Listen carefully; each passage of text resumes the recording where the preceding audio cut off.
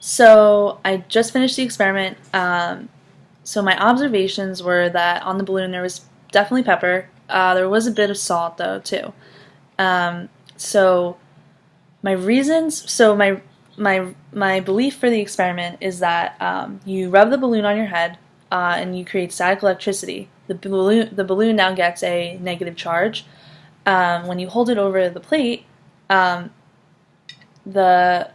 pepper flakes are a lot less dense than the salt, so I'm thinking that definitely plays a role. They polarize a lot faster, so the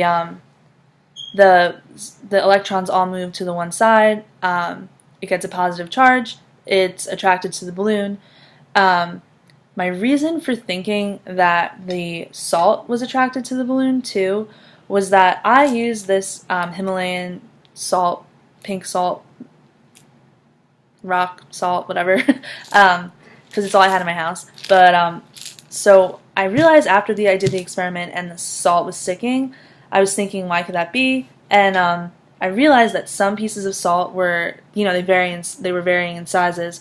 So some were really big, like almost close to the size of the pepper flake, and then other sizes were super fine, almost like a dust. And I noticed on the balloon that there's definitely more of the like the dust size than, there's no like large chunks. And I'm thinking that salt does polarize because it was somewhat attracted, but only the smaller pieces stuck to the balloon and actually stayed there. So I'm thinking that it just polarizes slower, but it can polarize.